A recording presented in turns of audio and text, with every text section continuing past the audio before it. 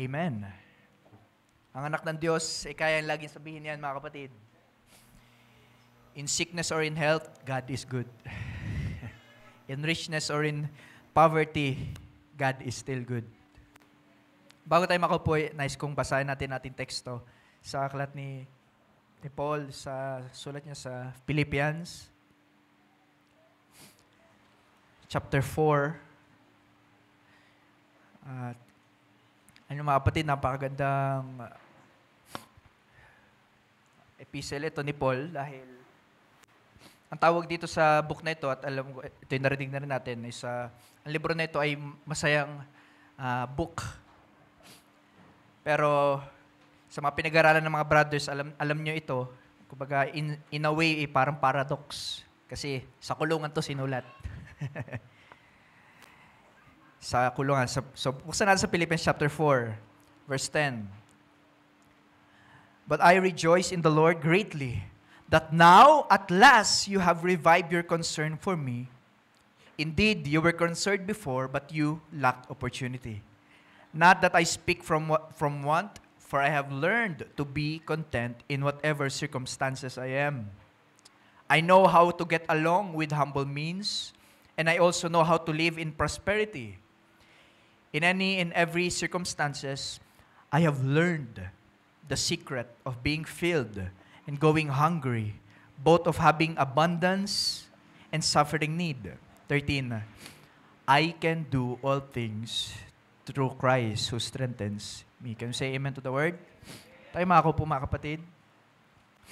At nais kong pamagatan natin ang pag-usapan sa gabing ito, contentment, the enemy of fear and comfort. Contentment, the enemy of fear and comfort. At ang aklat ng Philippians, mga kapatid, ay gusto kong, kagaya na sabi ko kanina, ito ay masayang aklat. Napakaraming laman ng book na ito, bagamat maikli lamang. Pero gusto kong malaman nyo na si Paul, nung sinulat niya ito, siya ay masaya at siya ay naglulong ng fellowship dahil siya ay nasa kulungan. Pero siya ay masaya na isulat ng mga bagay na ito. Sa chapter 3, mababasa natin na si Paul ay muli niyang binuksan sa sinulatan ng mga believers sa church ng Philippi na we are citizens of heaven. Naghihintay tayo, we are eagerly waiting sa pagbabalik ng Panginoong Kristo Jesus. Pero sa chapter 4, binuksan niya ito na hindi lamang maging masaya sa hinihintay o sa hinaharap, kundi meron ding dahilan para maging masaya sa kasalukuyan. Kayo say amen, mga kapatid. I pray na excited tayo sa pagbabalik ng Panginoon. Excited ba kayo, mga kapatid? Kayo ba ay masaya na ang ating Panginoong Kristo Jesus ay magbabalik muli?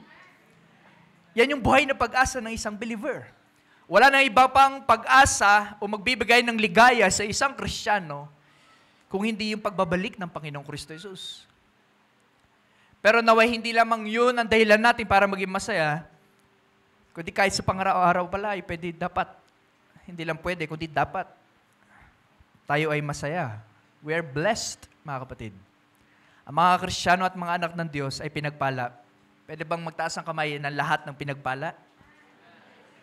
Can you say, praise God? Pag nabasa kayo ng balita, puro bad news. Kanina pinag-usapan namin papunta yan. Sabi ko, pag nagbukas ka ng balita, puro bad news. But thank God, may good news. Ang sanlibutan, puro bad news. Anong good news? Wala. Ang anak ng Diyos, may good news. There's always the good news. At sa oras na ito, yan ang gusto kong pag-usapan natin is about contentment. The contentment, the enemy of fear and comfort. Kaya pinag-isipan ko itong mga kapatid, ngunit pinagbulay-bulayan ko maigi ito, at aking naunawa na ang fear and comfort is masasabi ko na ito yung pinakamakapangyarihang kapangyarihan. It's the two most powerful powers. Fear and comfort. Sa mata ng salibutan, lamang mga lumipas sa taon nung nagkaroon ng virus sa ating hindi lang sa ating mundo. Ang mga tao takot. At kahit naman tayo, ako man nakaramdam ng fear. Ang fear ay makapangyarihang kapangyarihan. Kaya nitong kontrolin ng tao to the point na isasara mo na lahat ng plano, lahat ng ambition mo dahil ikaw ay merong pinangangambahan o ikaw ay merong kinatatakutan. And in a way, ang isa rin ay ang comfort is a very powerful power din. Comfort is what drives the world, o kahit ang mga tao, kahit ang mga Kristiyano, na nagnanasa tayo ng comfortable life. O pag naiihi kayo, naghanap kayo ng comfort room. Diba, sino bang hindi may gusto ng comfort? Everybody wants comfort. Gusto nating lahat maging komportable tayo, lalo na kung meron tayong anak. Gusto natin na kahit man tayo ay hindi masyado komportable, basta yung anak lang natin ay maging komportable. Ginagawa natin.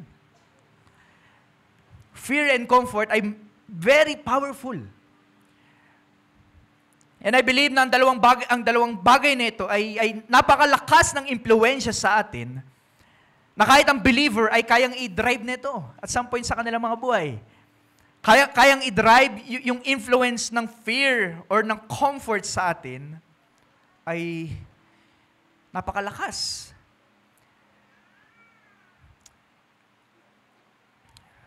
Now, nais kong daanan ng ilang bagay at I pray na ito ay maging pagpapala sa atin. Na ito ay naging pagpapala rin naman sa akin. Itong dalawang bagay na ito, mga kapatid, the fear and comfort gives the Christian hope. Ang fear and comfort ay nagbibigay sa isang Kristiyano, sa isang believer, ng pag-asa. And when I say pag-asa, yung fear na rin na aking pinag-uusapan ay hindi yung pagkatakot na tayo takot mamatay. Kundi we know sa salita, ang fear na tinuturo sa atin ay fear of God, fear of the Lord. So merong mga bagay na hindi lamang ang fear masama o takot, kundi merong di mabuti na kayang gawin ang fear.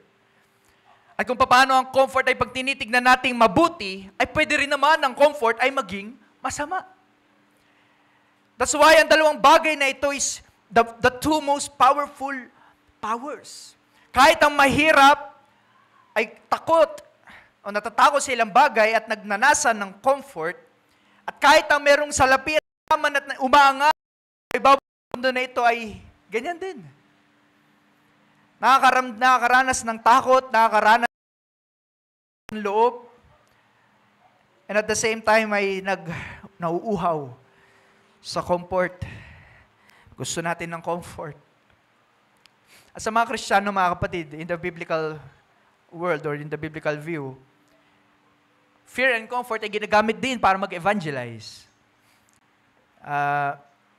I believe merong mga group of people na ang fear ay ginagamit nila para mag-evangelize in a way na wala nang ibang sinabi o ibinahagi sa mga mahal sa buhay o kahit sa loob ng gawain, kundi puro patungkol sa pag ikaw ay hindi nagbago, masusunog ka.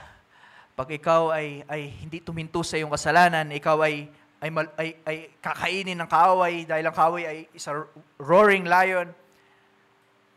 Ang fear ay ginagamit pang evangelize. Pero at the same time, meron din naman na ginagamit ang comfort para pang-evangelize. Na pag ikaw ay naglingkod sa Diyos, yayaman ka. Pag ikaw ay naglingkod sa Diyos, sasagana ka sa buhay na ito, ikaw ay magkakaroon ng maayos na buhay, walang problema, comfort. Sadly, yan ay nangyayari sa ating panahon, mga kapatid. At hindi lamang sa ating panahon, even in the times of the apostles. Now, what is this two? Fear and comfort. Nais ko magbigay ng ilang mga points. Fear and comfort are two driving force, mga kapatid. Pero fear and comfort is a result. Fear and comfort is a result. Pero contentment, hindi. Contentment is different. Now, nais kong bigyan ng unang point natin, the dangers and the benefits of fear and comfort. Sa ating binasa, ang Apostol Pablo ay nasa, kung titignan natin sa makataong paningin at pananaw na makita ang kanyang buhay, siya ay nakakulong. Siya ay pinarusahan, ang kanyang mga kasamaan ay may mga na-backslide na rin dahil takot na umawak sa pananampalataya, takot sa persecution, kaya humiwalay at siya ngayon ay nasa kulungan. At sinusulatan niya ang church ng Philippi. Ine-encourage niya, pinapasalamatan niya. Wala siyang fear. Walang fear si Paul. Hindi rin siya comfortable doon. But he was contented. Sabi niyo bang komportable ka sa kulungan? Now, number one, this is the benefits of fear. May mga benefits din ng fear, kagaya na sabi ko kanina. Merong mga mabubuting bagay din na nagagawa ang fear. At nais kong ibahagi sa inyo isang practical na benefit ng fear. I would like to share this with you. Nung kami ng aking asawang ngayon ay hindi pa kami mag-asawa noon. Pero nakita ko siya, ako ay introvert ako noon. Yung tahimik, mahiyain, hindi masyado nakikipag-usap. Pero nakaramdam ako ng fear. Yung fear na hindi ko makita yung buhay ko na hindi ko siya kasama. At yung fear na yun ay nag-drive sa akin para humakbang. So in a sense, in a way, ang fear, sa ganung paraan, is a good thing. Fear can encourage you to act immediately. Fear can encourage you, kung ikaw ay nagdadalawang isip pa, pero dahil sa takot, pwede kang humakbang. Agad-agad. Fear motivates us to work harder, strive. It drives us to move. It drives us to move and not stay in the same place. Halimbawa na lang, kung tayo may mga anak, at isang bagay na kinakatakutan ng mga magulang sa mga may anak, is yung mapahamak yung anak. Yung walang makain yung anak. Yung ayaw mong dumating, kinakatakutan mong dumating yung panahon na yung anak ay nagugutom. So that fear drives you to work harder. And I pray, dyan tayo dinadala ng fear na yan. That's the benefits of fear. But, meron ding dangers of fear. Meron ding mga delikadong bagay na resulta ng fear. Kagaya na sabi ko kanina, kung ang fear ay kaya tayong dalhin sa isang posisyon na tayo ay gagalaw, ang fear din naman ay pwede tayong dalhin sa isang posisyon na hindi ka gagalaw. Do you remember, nung tayo ay nagkaroon ng pandemya, ang buong mundo ay huminto. Ang buong mundo ay hindi na alam saan kikilos. Bakit? Natatakot tayo dahil ang virus ay nasa hangin. Kahit may face mask ka, tumatagos. Kahit nasa bahay ka lang, pwede ka ma-impluwensyan. Fear paralyzes us. Fear stuns us. Na-stun ka. Fear causes stress. Ang pagkatakot, mga kapatid, ay nagdudulot din ng stress. Pag ikaw masyado natatakot, pag sa aming kwarto ay may nakita akong gagamba, tapos hindi ko napatay, na-stress ako.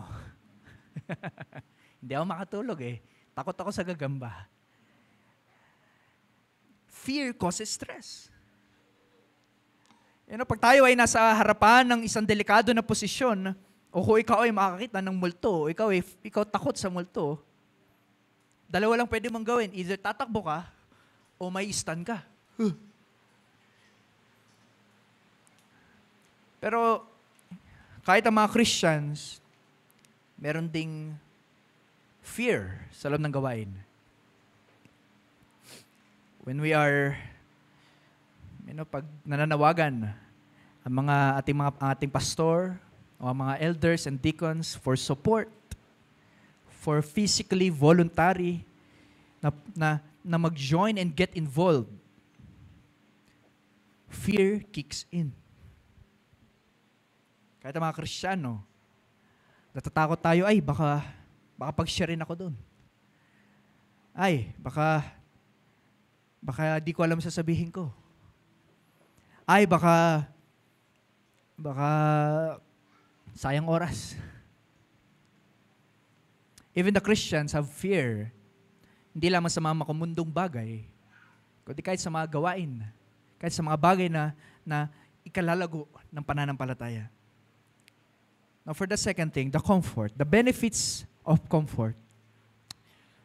Ang comfort, mga kapatid, ito ay gusto nating lahat. Ang comfort ay nagbibigay sa atin ng isang feeling of relaxation. Comfort helps us emotionally and physically. Pag ikaw ay komportable, walang stress. Kung paano ikaw ay nasa fear, ikaw ay na-stress, kung ikaw naman is comfortable, you're not stressed. You're relaxed. Ikaw ay nasa isang kondisyon na pwede mong maisip yung gusto mong isipin, pagplanuhan yung mga bagay na gusto mong pagplanuhan, because you're comfortable. Pero meron din dangers ang comfort. Comfort leads us to complacency. Anong complacency? Hindi yun contentment, ha? Complacency is when we are in a situation at merong mas mabuting bagay, pero dito na lang ako sa posisyon ko na to. Ayoko nang kumilos, dito na lang ako. Komportable. That's the dangers of comfort, mga kapatid. It teaches us to be lazy. It teaches us to be lazy. Sabi nais kong basahin ng Proverbs 24. Magbasa tayo na ilang mga sulat sa Proverbs. I pass by the field of the sluggard and by the vineyard of the man lacking sense. And behold, it was completely overgrown, yung vineyard, overgrown with thistles, its surface was covered with nettles, its stone wall was broken down. When I saw, I reflected on it. Upon it I looked and I received instruction. A little sleep, a little slumber, a little folding of the hands to rest. Then your poverty will come as a robber, and your want like an armed man. Ang sabi nung nagsulat, siya ay doon sa isang lugar ng vineyard ng isang sluggard. Makalat, sira-sira ang bahay, madumi. Yung mga lumot ay napakarami na. Nag-reflect siya sa kanyang sarili dahil may nakita siya na yung sluggard, natutulog, nakaganon yung kamay, nakahiga pa. Ano yun? Comfortable. Pag tayo masyadong komportable, kahit yung mga bagay na dapat natin ginagawa, hindi na natin ginagawa. Pag tayo ay masyadong komportable, ang mga bagay na responsibilities natin, obligations natin, ay hindi natin ginagawa. At nasabi ng Proverbs, kawawa yung taong yun. Masisira siya, nanakawan siya. That's the dangers of comfort. Now, even the Christians sa loob ng church ay pwede tayong maging masyadong komportable. Dahil hindi lamang sa libutan ang merong warnings of this danger ng pagiging komportable masyado. Kundi kahit ang mga Kristiyano, pwede tayong maging komportable masyado. In a way na ang mga kapatiran sa loob ng church, when we are too familiar with them, na nakakalimutan na nating itrato sila as brothers and sisters. Yes, we're all friends, but we are brothers and sisters. We show respect. Kung paano ang salibutan ay nire-respeto ang mga magulang, how much more ang mga Kristiyano? How much more ang mga lingkod ng Diyos na nag-i-spend ng time sa pag-aaral at yung mga silent nights ng sarap-sarap ng tulog natin, ang ating mga pastors, ang ating mga deacons and elders ay napupuyat. And we ought to show them respect. But pag tayo masyado komportable, nakakalimutan natin. When we are too familiar, di ba ano yung sinasabi? Familiarity breeds contempt. Pag masyado nagiging familiar, ang respect ay nawawala. But not to the Christian. Ang Kristiyano ay laging merong pag-asa. Hindi lamang sa Diyos, kundi merong buhay na pag-asa na alam natin, ang mga kasama natin sa loob ng church ay mga anak ng Diyos. Brothers and sisters. Yan ay nice kung dinan sa gabing ito mga kapatid. Dahil si Paul, nung siya ay nasa kulungan, napakaganda ng kanyang opening sa verse 1. Nice kung basahin natin ang chapter 1. Therefore, my beloved brethren, whom I long to see. My joy and crown in this way, stand firm in the Lord, my beloved. Isipin nyo si Paul nakakulong. Maring sugat-sugat. Baka pilay pa, di natin alam. Pero yung pagmamahal niya sa mga kapatid, ay hindi niya nakakalimutang i-express. My beloved brethren, whom I long to see. At sa baba pa, mababasa natin, nabanggit siya na ilang mga sisters, si Euodia and si Syntyche or Syntyche, to live in harmony in the Lord. Verse 3, indeed, true companion. Now, hindi sinabi ko sino to, yung tao na ito, pero meron siyang kinakausap o sinulatan. I ask you also to help this woman who have shared my struggles in the cause of the gospel, together with Clement also and the rest of my fellow workers, whose names are in the book of life. Ang pagtrato ni Paul sa mga saints sa loob ng church ay spiritual na pagtrato. Spiritual. Hindi lamang isang kaibigan na, hey guys, how are you there? I'm fine here. No, sabi niya, mga mahal kong kapatid, namimiss ko na kayo. Naalala ko tuloy, sana sa Friday, mag-mission trip ang ating mga kapatid. Kamustahin niya sila, ha? Sana may mag-message, pag ating mga pastors ay nagmi-mission, ay hindi lamang sila yung mga musta, kundi tayo rin ay, kamusta po kayo dyan? My brothers, my brethrens, whom I long to see. Naway ang dangers ng comfort ay hindi mag-apply sa mga anak ng Diyos. Naway hindi tayo maging masyado komportable sa loob ng gawain, so much so na kaya nating magpatulog-tulog pag nasa gawain, so much so na kaya nating mag-cellphone habang nasa gawain, so much so na komportable na tayo kahit nasa online lang. Ikaw ay able na mag-join physically, kagaya ng sabi ng Hebrews 10, na ikaw ay makipag-gather together. Naway hindi tayo maging sobrang komportable na sobrang komportable natin sa bahay. Sobrang komportable kahit sa loob ng gawain na yung mga kapatid natin, mga elders and deacons natin ay hindi na natin nairerespeto. May that danger of discomfort do not apply sa mga anak ng Diyos. Now,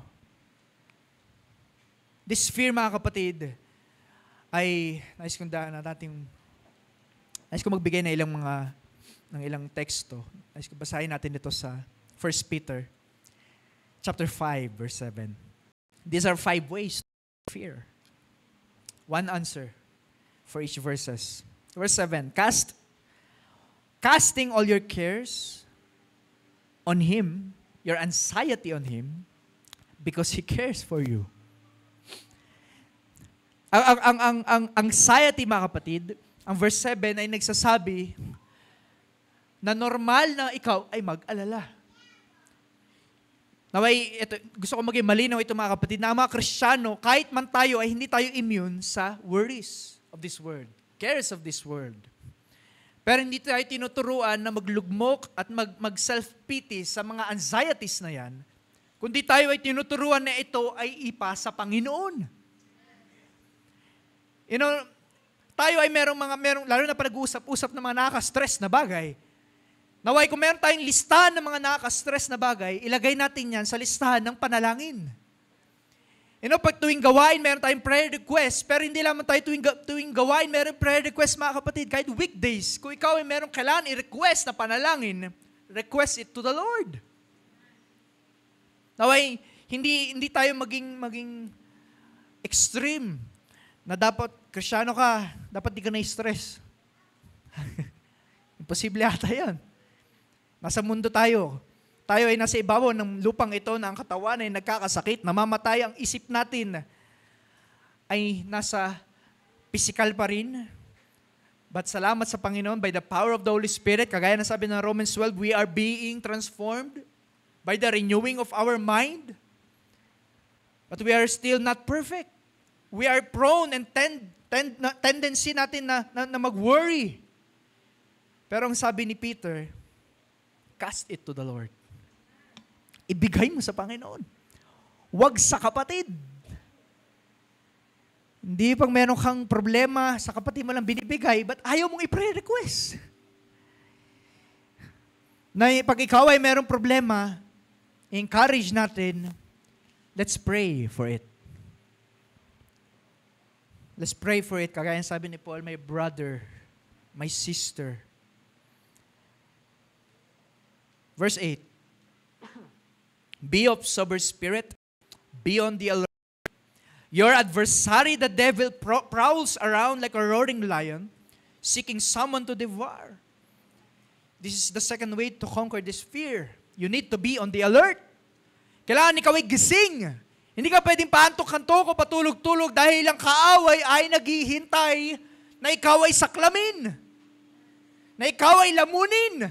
Pag ikaw ay masyadong komportable, kahit sa iyong problema ay komportable ka, kahit sinasabi na cast your cares, pero ikaw hindi, mabigat masyado ang problema ko. Mabigat masyado, ang kaaway ay naririyan at nakikinig. Kaya sabi ni Peter, be on the alert. Be of the sober spirit. Ang kaaway ay naghihintay. Naalala niyo, sabi ng ating Panginoon kay Esau, pwede mo naman gawin, pwede mo naman ayusin yung ginawa mo dahil naghihintay sa pintuan yung kamatayan, ang kaaway. But no, Esau is not of the Lord. Pero ang Kristiyano ay alerto. Actually, pwede ipa-sticker sa kotse, no? Ang Kristiyano ay alerto. So, hindi ka nababangga, alerto ka eh. Be on the alert. Your adversary, the devil, prowls around like a roaring lion, seeking someone to devour. Verse 9. So resist him firm in your faith. Listen to this. Knowing that the same experiences of suffering are being accomplished by your brothers and sisters who are also in the world. This is the fourth way. Malaman mo na yung karanasan, yung pagsubok, yung kapigatian na kahirapan na pinagdadaanan mo, ay pinagdaanan din ng mga kapatid at nagtagumpay. Alam niyo ba, napaka-comforting na malaman mo na hindi ka nag-iisa? Na merong ibang tao at kapatiran na kaya na sabihin, kaya mo yan, kapatid, dahil pinagdaanan ko rin yan. And by God's grace, I overcame. Know it, kapatid. Malaman mo, gusto kong malaman mo yan sa gabing ito, mga kapatid. Kung ikaw ay meron pinagdadaanan ngayon, kung meron kang kasalanan na nag-struggle ka ngayon, lumapit ka sa mga nagpapatotoo sa harap. Lumapit ka sa iyong mga magulang, sa iyong mga kapatid. Humingi ka ng tulong, ng advice, ng payo, para masabi nila sa iyo, kaya mo yan. Kinaya ng mga apostol, namatay nga sila sa pananampalataya eh. Eh yun sa'yo, sipon, ubo, kayang-kaya mo yan. Know this, the same experiences of suffering are being accomplished by your brothers and sisters who are in the world. I can imagine, ng mga Philippians, marinig nila, mabasa nila ito. Si Paul yung nagko-comfort sa kanila habang si Paul ay nakakulong. Kumbaga parang ikaw yung may sipon, ikaw yung may ubo, pero sinasabi mo sa kapatid mo, kaya natin to. Tapos ikaw, pa-relax ka lang, pero yung kapatid mo na may sakit, siya yung nag-encourage sa'yo. Sino yun? Yun ang Kristiyano. We are not conquered by fear, mga kapatid. Kung nagtagumpay ang ating mga kapatid, tayo'y nakakarinig ng mga patotoo sa harapan, ikaw rin na ay kaya tagumpay at magpapatotoo sa harapan. I pray one day, yan ay mangyari, alam niyo yun? Yung linggo-linggong problema natin ay kulang na sa oras dahil sa dami ng testimonies. That's a problem, a good problem. Verse 10. This is the fourth way. After you have suffered a little while, the God of all grace who called you to His eternal glory in Christ will Himself perfect, confirm, strengthen, and establish you. Malaman mo na pag ikaw ay dumanas sa pagsubok after you have suffered for a little while. Kahit man yan ay terminal cancer, ang suffering niyan ay little while pa rin, kapatid. Bakit? Hindi lamang yung sipon, yung ubo, yung plema na hindi matanggal-tanggal, yung lagnat, hindi lamang yan yung short while. Kahit ikaw pa ay mayroong life-threatening na sakit sa gabing ito, yan ay short while. Why? Hindi nagtatapos ang buhay, mga kapatid, sa ibabaw ng lupang ito. I want to assure you that yan ang pangako ng Panginoong Kristo Jesus, na ang isang anak ng Diyos ay hindi taga-lupa. Nais kong basahin natin ang Philippians chapter 3. Ang sabi ni Paul sa verse 20, our citizenship is in heaven. Can you say amen, mga kapatid? Yes, Pilipino ako, taga-Pilipinas ako, pero hindi ako taga-mundo. My citizenship is not in this world. It is in heaven. From which, kung saan, also we eagerly wait for a Savior. Naghihintay tayo ng tagapagligtas, tagapagtanggol. Who? The Lord Jesus Christ. Verse 21, who will transform the body of our humble state into conformity with the body of His glory by the exertion of the power that He has even to subject all things to Himself. Kung ikaw ay meron karamdaman ngayon, kung ikaw ay meron life-threatening na sakit ngayon, know this. We are citizens of heaven. Nasa pangaraw-araw na ikaw ay nagtatrabaho, maganda ang buhay, normal araw lumilipas, Monday, Tuesday, napakabilis, Wednesday na, ilang araw na lang. At alam nyo ba, 4 months na lang, 2024 na. Naway hindi natin makalimutan na hindi tayo taga rito. Na tayo ay tumatanda na, I can't imagine, ako may 2 months na anak na ako. Naalala ko, nagsa-Sunday school lang ako nakaraan. Sabi pa nga, I remember it like it was just yesterday. Nung kami ni David ay naglalaro-laro sa Sunday school.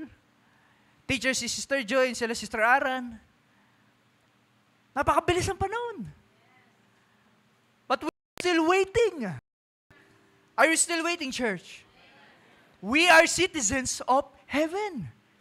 Kahit sa pangaraw-araw na parang walang nangyayari, parang walang nagbabago, hindi tayo taga dito. I thank the Lord, mga kapatid. You know, ang salibutan niya na sinasabi, wala nang nagbabago, gano'n na lang. Oh, sa dami ng problema lumalabas sa ating lipunan, sa ating bansa, puro problema, wala nang mabuti nangyayari. Naku, walang maganda talaga maririnig sa ibabaw ng lupa. Pero sa mga anak ng Diyos, we are not from here. No ating Panginoong Kristo Jesus ay nanalangin. Ang sabi niya, pinapanalangin ko sila na nasa mundo. Pero hindi sila taga-mundo.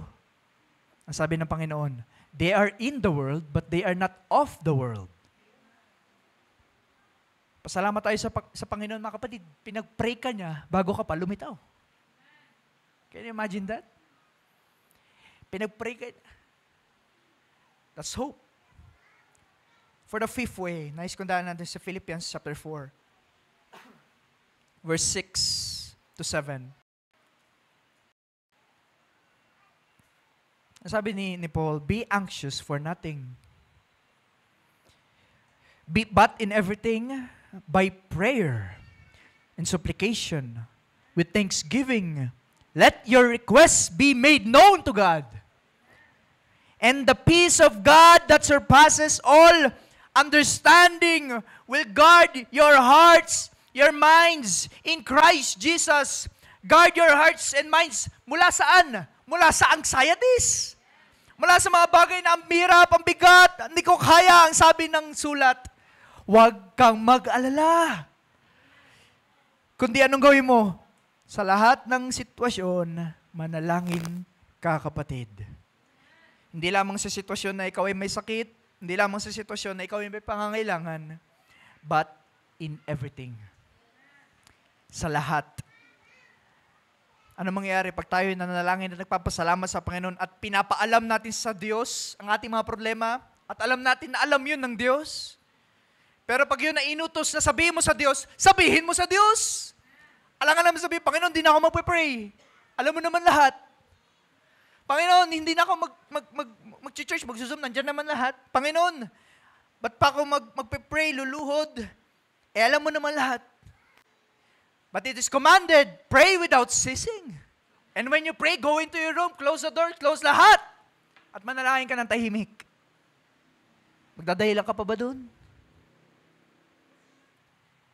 Kumbaga, sabi nga nila, huwag ka na magtanong. May sagot na nga eh. Pray, and the peace of God that surpasses all comprehension and understanding will guard your hearts and minds. So sabihin ko sa inyo mga kapatid, pag hindi kayo nag-pray, may stress ka talaga. Pag ikaw ay hindi na nanalangin, ikaw ay magpapanik. Ikaw ay mag-worry. Atakin ng stress, anxieties, these fears. Kaya pray. Pray. Now to our third point. What is discontentment? Contentment is a state of satisfaction in God and in His words. His promises. It is a state where you accept that this is a reality. Ang pagiging kontento, biblically speaking, kasi kahit man ang mundo sabihin nila, kontento naman ako. Kahit di ko kilala ang Panginoon, kontento ako.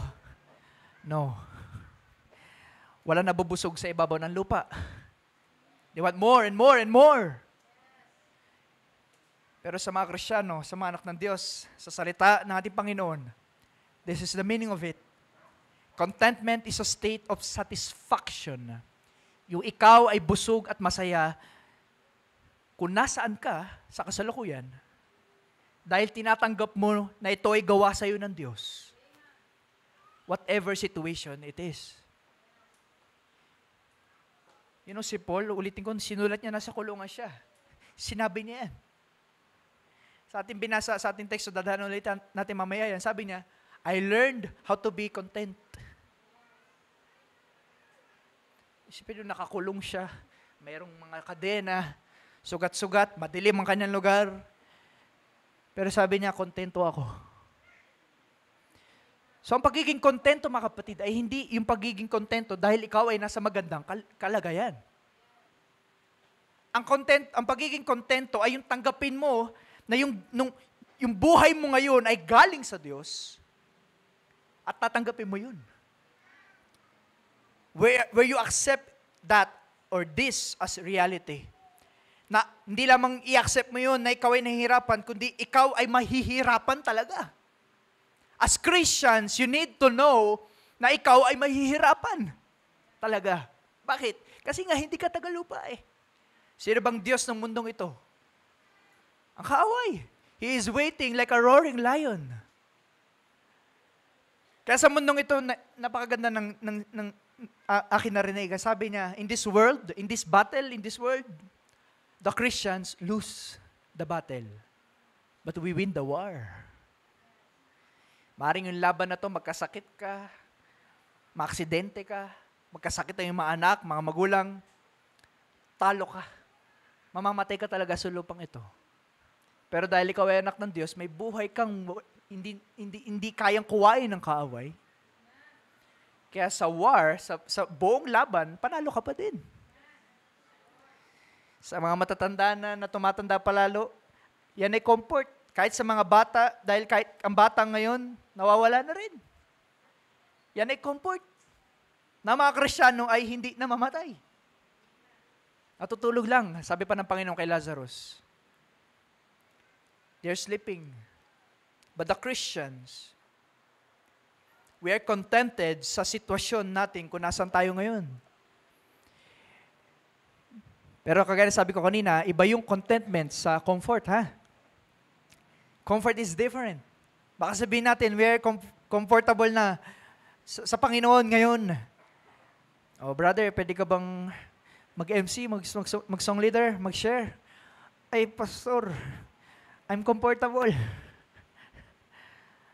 No. That's the difference of contentment, mga kapatid. Comfort leads you to complacency. Pero ang contentment is a state of gratitude. Alam niyo yung gratitude, ikaw ay mapagpasalamat sa Panginoon. Mapagpasalamat sa Panginoon, hindi dahil may binigay siya sa'yo, kundi mapagpasalamat ka sa kung ano man yung meron ka ngayon. Yan o, si Job. Si Job ba nagpapasalamat sa Panginoon dahil binigyan siya ng marami? Actually, kinuha nga lahat sa kanya eh. But he was contented.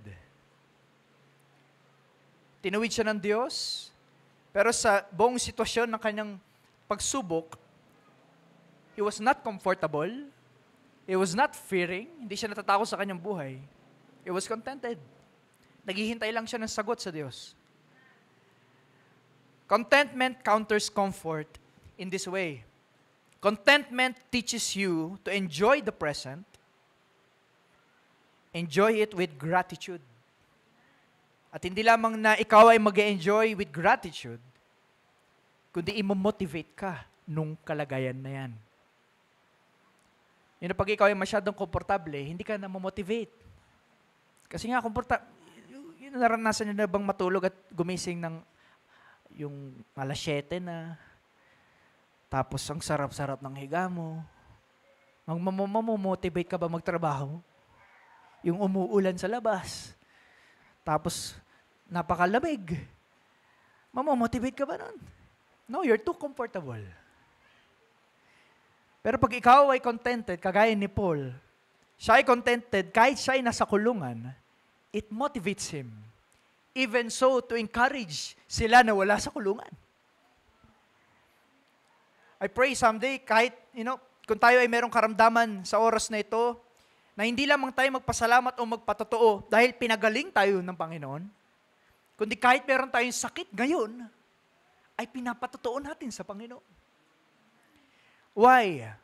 Kakaibang encouragement na ang isang dumadaan sa pagsubok ay magpatotoo ng gawa ng Panginoon. Kaya nga na-encourage yung Philippians eh. Can you imagine? Si Paul ay nasa kulungan.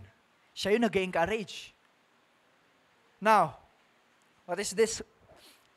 This is contentment. So, fear and comfort is a driving force or a result. Kagaya sabi ko kanina, fear and comfort is the two most powerful powers in the world. Pero contentment is a gift. Contentment is a spiritual gift. I believe na ang mga Kristiyano at mga anak ng Diyos lamang ang tunay na nakokontento. Can you say amen, mga kapatid? The genuine contentment in life. Only the Christian can experience genuine and true contentment.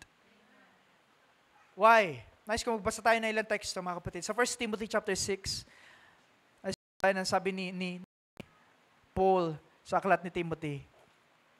Verse 6, basahin natin itong lahat. Verse 6, but godliness actually is a means of great gain when it is accompanied by contentment. Ang pagiging makadiyos, ang pagiging mananampalataya, is a means of great gain. Hindi lamang dahil ikaw ay mananampalataya, kundi pag ito ay sinamahan ng contentment. Verse 7, for we have brought nothing into the world. We cannot take anything out of it either. If we have food and covering, with this we shall be content. Ang mga anak ng Diyos, sa damit at pagkain, ikaw ay merong maayos na buhay, may natutulugan. Kontento ka na dapat doon, nasabi ni Paul. Na hindi ka na nagnanasa magka-sports car, magnanasa magka-mansyon, magnanasa na ikaw ay magkaroon ng milyong-milyong sahod buwan-buwan o araw-araw, na ikaw ay hindi na nagnanasa pang magkaroon at maranasan yung kalayawan sa sanlibutan. Kundi ang sabi ni Paul, yun lang merong ikaw ay nakakain at merong damit, we shall be content. But those who want to get rich fall into temptation, fall into a snare, and many foolish, harmful desires which plunge men into ruin and destruction. For the love of money is a root of all sorts of evil. Some, by longing for it, have wandered away from the faith. Can you imagine that? And pierced themselves with many griefs. But flee, anak ng Diyos. Lumayo ka sa mga bagay na ito. Flee from these things, you man of God. Anong gagawin mo? Verse 11, pursue righteousness, pursue godliness, pursue faith, pursue love, perseverance, gentleness. Fight the good fight of faith. Take hold. Hawakan mo maigi yung buhay na walang hanggan kung saan ikaw ay tinawag. And you made the good confession in the presence of many witnesses. Sister Honey, ikaw ang nabutismo nakaraan in the eyes of many witnesses. Hold on to that testimony. Pamangkin. Hawakan mo yung patotoo mo. Sa mata ng mga mananampalataya, sa mata ng salibutan, na videohan, na i-post sa social media, nakita na maraming tao, itong kabataan na ito, itong dalaga na ito, napabautismo sa pangalan ng Panginoong Kristo Jesus, ang lit-lit naman ng mukhang marumi pa sa gilid. Pero ang sabi ni Paul, hold on to that eternal life which you were called. Verse 13, I charge you in the presence of God, who gives life to all things, and of Christ Jesus, who testified the good confession, alam natin yan, sa harapan ni Pontius Pilate, that you keep the commandment without strain or reproach until the appearing of our Lord Jesus Christ, which He will bring about at the proper time, He who is blessed, only sovereign, the King of kings and Lord of lords, who alone possesses immortality and dwells in an unapproachable light, whom no man has seen or can see. To Him be the honor and eternal dominion. Amen. Ang sinasabi ni Paul sa ating mga mananampalataya, mga kapatid, mga minamahal kong kapatid, panghawakan niyo yung patotoo at buhay na walang hanggan kung saan kayo tinawag. Iba-ibang stages natin, mga kapatid, sa buhay ng pananampalataya. You know, I was born sa Kristiyano na home. Maring yung iba ay tinawag sa ibang panahon. Maring yung iba ay sa ibang panahon. Pero ang sabi, hawakan mo yung patotoo na yan. Until when? Until the appearing of our Lord Jesus Christ. Hold on to that faith. Hold on to your testimony. Verse 14, ang sabi niya dito, keep the commandment. So hindi ka ba sa tinawag, mga kapatid? Meron kang laban. You will fight the good fight of faith. You will suffer persecution. You know, nakaraan, pinag-isip ko kayo maigis nung pag-uwi. At napag-usapan pa ng social media team nakaraan. At sinarili ko na lang, pinag-isip ko maigis na kailangan ba maging maingat tayo pag magbibitaw ng mga social issues. Yung mga bagay na patungkol sa buhay, na personal na buhay ng mga tao, pag tayo ay nasa pulpito, but sinasabi ng Biblia ay malinaw. You will fight the good fight of faith. You will make, or you have made the good confession in the presence of many witnesses. So public. Kaya pag binabautisman, hindi pwedeng one-on-one. Kailangan in the eyes of many witnesses. Na pag tayo mga kapatid, yes, i-consider at maging maingat, pag tayo ay mag-uusap sa mga bagay patungkol sa mga personal na pinagdadaanan ng tao, hindi lamang ng Kristiyano, kundi kung sino man makakarinig ng mga mensaheng lumalabas sa pulpitong ito. But nevertheless, we speak truth. Ang sabi ng Panginoon, naway hindi ang no maging yes. Sa panahon natin ganun na. Ang yes nagiging no, ang white nagiging black, ang black nagiging white. But we speak truth with love. We speak truth in the Word.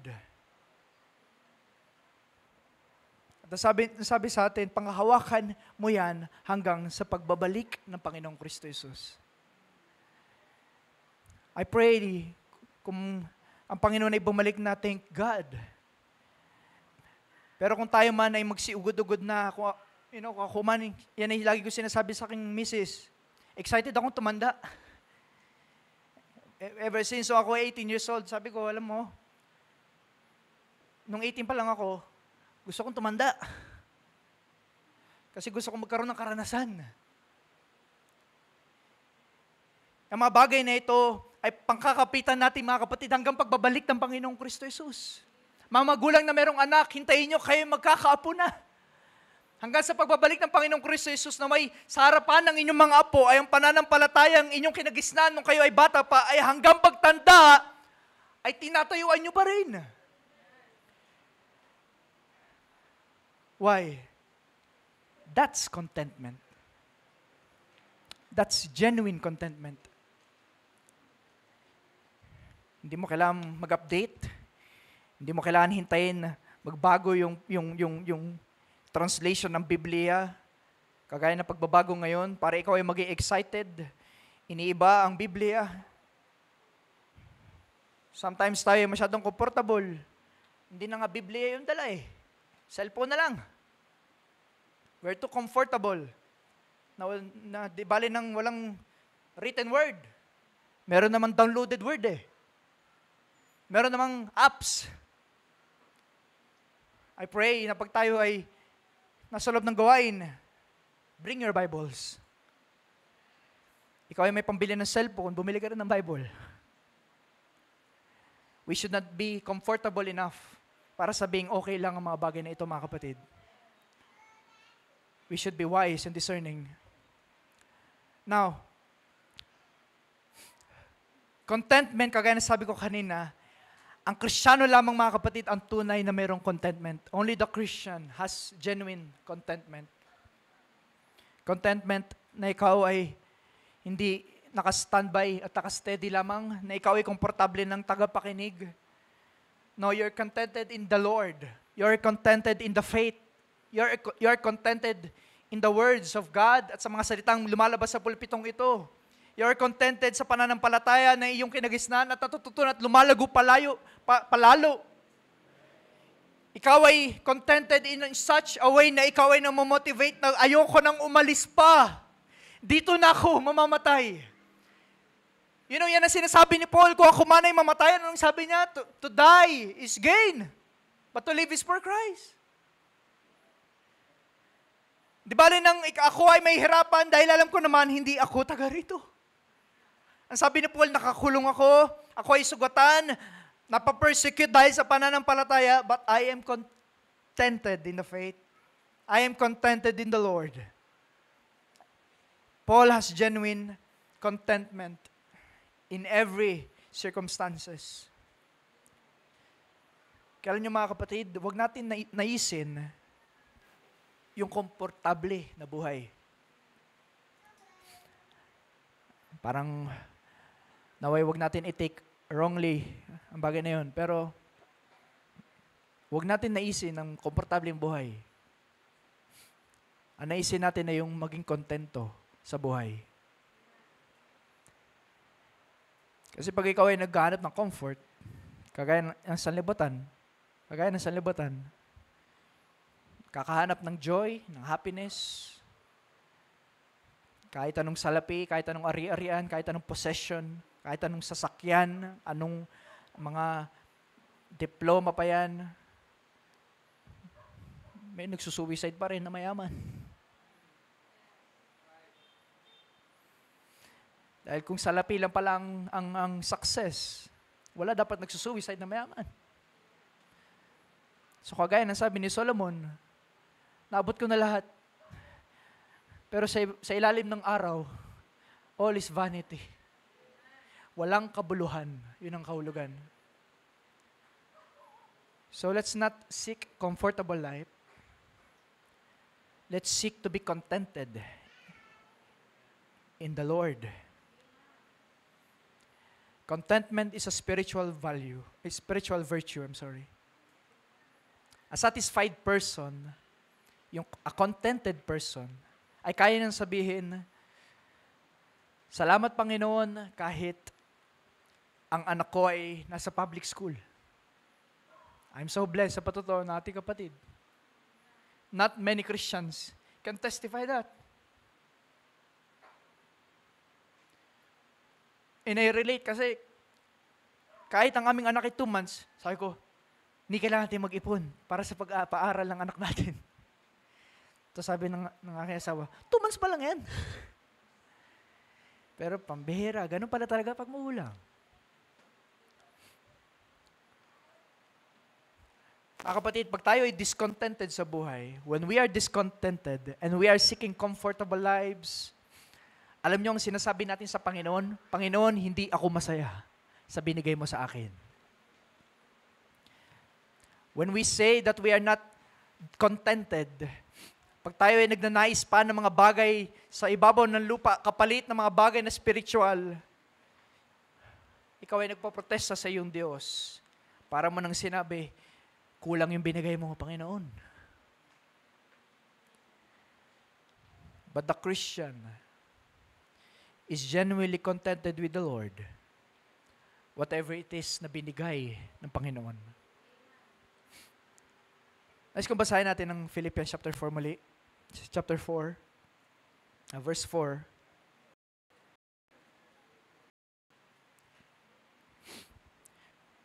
Rejoice in the Lord always. This is the 4th point. How do we get contentment? Rejoice in the Lord always. Again, I will say rejoice. Let your gentle spirit be known to all men. Alam niyo yung gentle spirit? I found out, ang pagiging gentle ay hindi yung pagiging mahihain. O hindi yung pagiging humble. Ang pagiging gentle ay yung ikaw ay malakas, pero kontrolado mo yung lakas mo.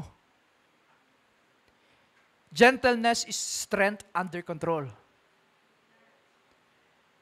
Kung paano tayo ay pag mayroong mga baby at mga sanggol na ririyan, anong sabi? Hawakan mong gentle lang. Ikaw ay malakas, pero kontrolado mo yung lakas mo. Baka pag ginawa kami yung ulo mo, maperat mo yung ulo. If you're not gentle. But gentleness is strength under control. Sabi ni Paul, let your gentle spirit. Sabihin niya dito, malakas yung kausap niya dito. Hindi mahihain Malakas ang kausap niya dito. Sabi ni Paul, let your gentle spirit be known to all men. Sa mga katrabaho mo, sa mga classmate mo, sa mga pinsan mo, sa iyong mga tito at mga tita, mga lolo at mga lola. Let your gentle spirit be known to them. Ang sabi niya, the Lord is near. Ang the Lord is near dito, hindi yung pagbabalik ng Diyos, kundi ang Diyos ay malapit sa atin. Hindi siya malayo. Kaya nga ang sabi niya sa verse 6, the Lord is near. Be anxious for nothing.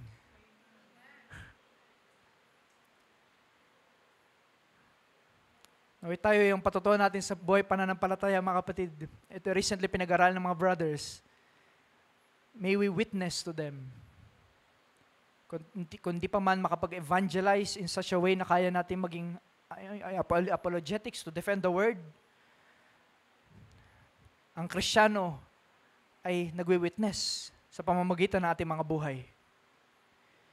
Sa ating kapatid na nagpapapatay sa karan, I praise God sa iyong buhay, kabataan. At ako'y natutuwa, ang yung Sister Janet ay blessed na blessed. And ako rin ay nagpe-pray na gusto kong maging ganito rin sa aking anak. Na tayo ay tumatanda at magkakaroon ng mga anak. Ang mga anak na yan ay lumalaki sa loob ng gawain. We make them known na ang pananampalataya natin ay buhay. To our sons, to our daughters, hindi natin ilililihim, hindi natin tinatago, kundi pinapaalam pa. You make known to all men your gentle spirit, that you have been changed, that you have been transformed. Verse 6, be anxious for nothing but in everything by prayer, supplication, with thanksgiving, let your requests be made known to God. Baba tayo sa verse 12. How do we get contentment? Sabi ni Paul, I know how to get along with humble means, and I also know how to live in prosperity. In every circumstances, I have learned the secret of being filled and going hungry, both having abundance and suffering in need. Verse 11, atras tayo. Not that I speak from want, for I have learned to be content in whatever circumstances I am. How do we get contentment, mga kapatid? It's a learning process. Yun ay natututunan. Alam nyo ba, pag tayo ay, naranasan ko ako, nais ko testify sa inyo, ako mahilig ako mag-try ng pagkain. Kahit yun ay natutunan ko sa aking mami pa, pagkain, huwag mong pagdadamutan ng sarili mo. Pagkain yan eh. So mahilig ako mag-try ng pagkain. Actually, kaya ako nag-aral mag-culinary kasi mahilig talaga akong kumain ng kumain. Pero there are times na pag ako ay nagtatry ng pagkain, tapos hindi masarap, ang sasabihin ko, nakakakontento naman. Kumbaga, dahil sa kagustuhan ko sinubukan ko, nagsisi rin ako. Nakakakontento naman. Hindi ko naulitin. What happened there? I learned. You learned. Diba mga Pilipino, hindi ka ba nakakontento? Pag tayo mga kapatid ay nasa ganitong sitwasyon ng contentment, it's because we are learning. And I pray yan ang naisin natin. To be content. And we can only learn contentment when we experience things. When we experience people. Pag tayo ay nakakaranas ng ikaw ay namatayan, kung ikaw ay makaranas ng mawalan ng trabaho, kung ikaw ay makaranas ng ikaw ay mabigo ang iyong puso,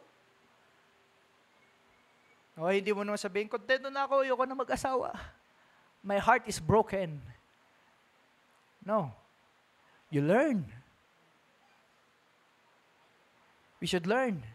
Ang sabi ng salibutan, we should learn from our mistakes.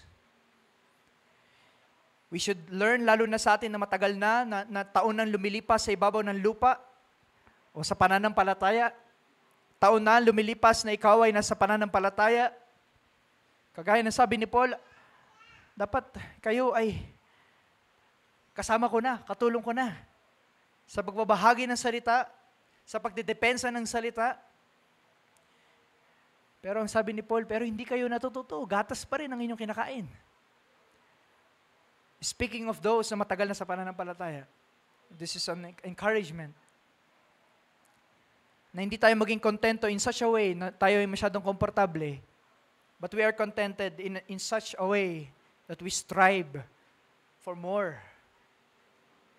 Not more of physical things or worldly things, but more of spiritual things. Nais kong magtapos sa mga kapatid. Nais kong basahin ang huling teksto sa Philippians, Psalms chapter 23.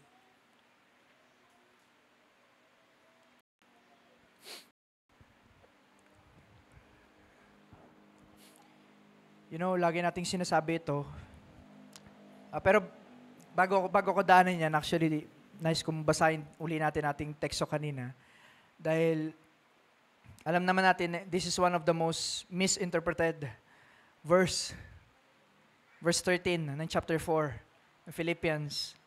Nice kung basahin muli natin ang verse 11. Not that I speak from want, for I have learned to be content in whatever circumstances I am. I know how to get along with humble means. I also know how to live in prosperity. In every circumstances, I have learned the secret of being filled and going hungry, both of having abundance and suffering need. Verse 13, I can do all things through Him who strengthens me. Sa mga Kristiyano, nawayan ay maging truth. Hindi truth in such a way na paggamit ng sanlibutan na tinatatak pa yan sa sapatos, sa t-shirt, I can do all things. Makikipag-boxing ako, I can do all things through Christ. Susuntukin ko ng susuntukin yung kaway ko sa boxing, I can do all things because He strengthens me. Yun ang taken out of context. Pero sa ating mga anak ng Diyos, mga kapatid, I can do all things through Him who strengthens me because I am contented. Sabi ni Paul, siya ay nakakulong, siya ay nahihirapan, pero siya ay, ang sabi niya, sa kasaganahan o sa kahirapan, I am contented. So I can do all things. Sa kahirapan o sa kasaganahan. I know how to live in prosperity. I know how to live in poverty. You can do all these things in Christ who strengthens us. Things that Christ Himself did. Ano yung all things na yun? I can forgive. I can sacrifice. I can live godly life. I can wait patiently. Wait eagerly. I can endure suffering. I can do all things in Christ who strengthens me. Hindi all, na lahat. Sige, subukan mo maglakad sa tubig. Sige, subukan mong magpakagat sa ahas. Nais kong basahin ng Psalm 23. This is words of our Lord Jesus Christ. Ito'y salita ng Panginoong Kristo Jesus.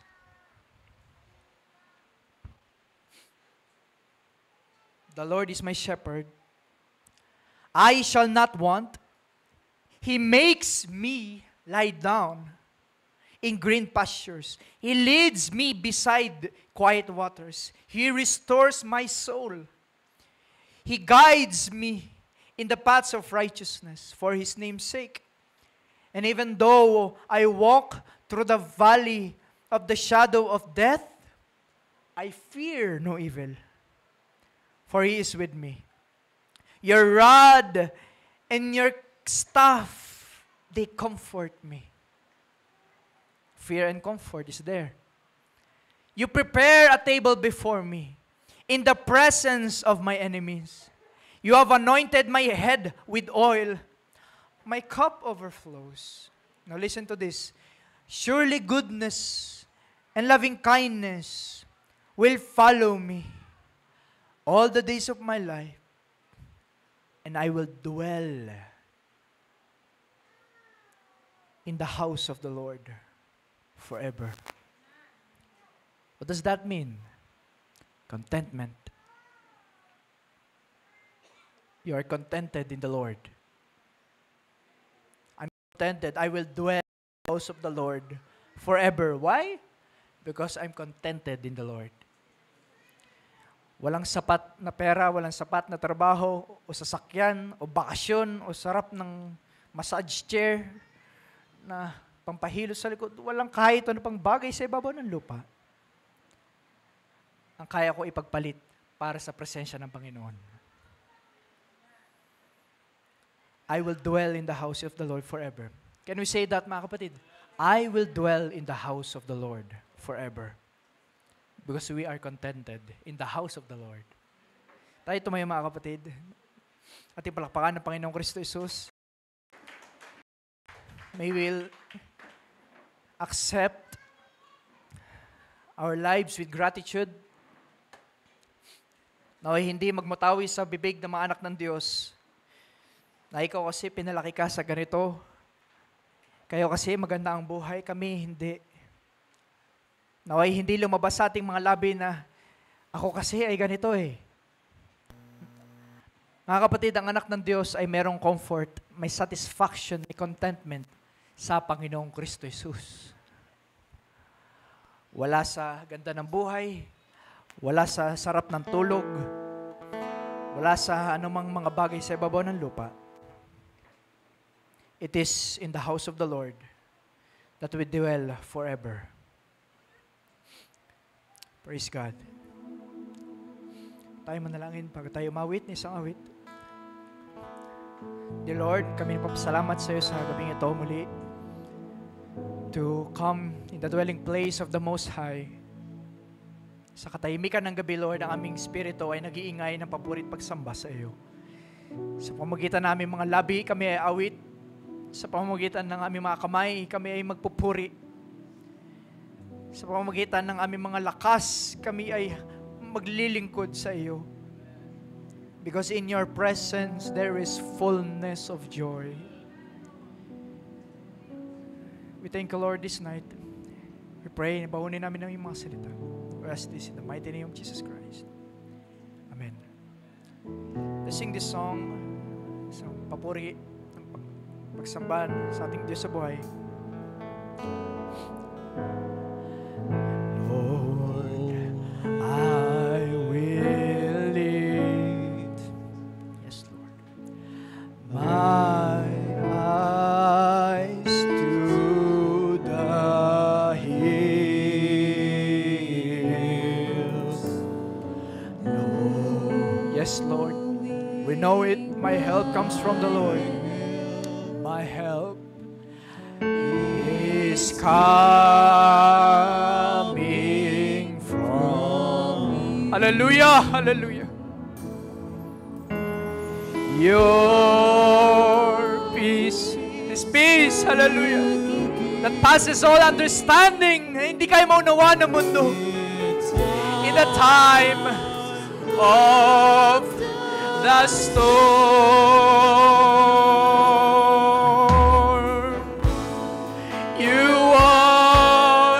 the source of my strength.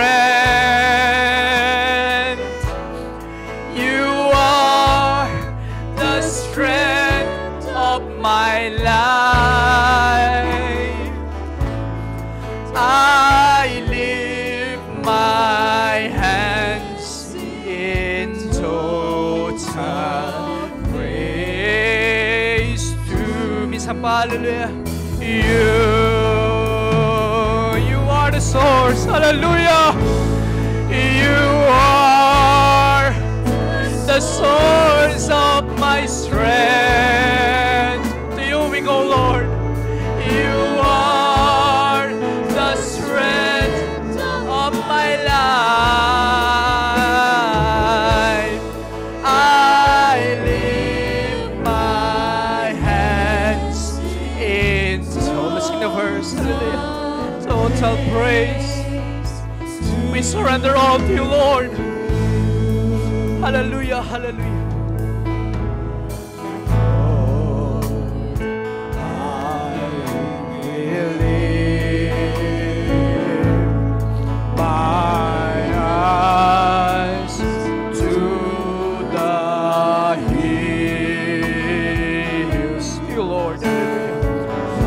Cross upon the Calvary, hallelujah. My help, hallelujah, is coming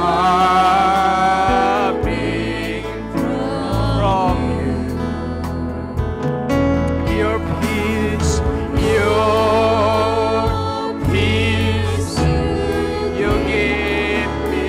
Thank you, Jesus. Hallelujah. In time of the storm,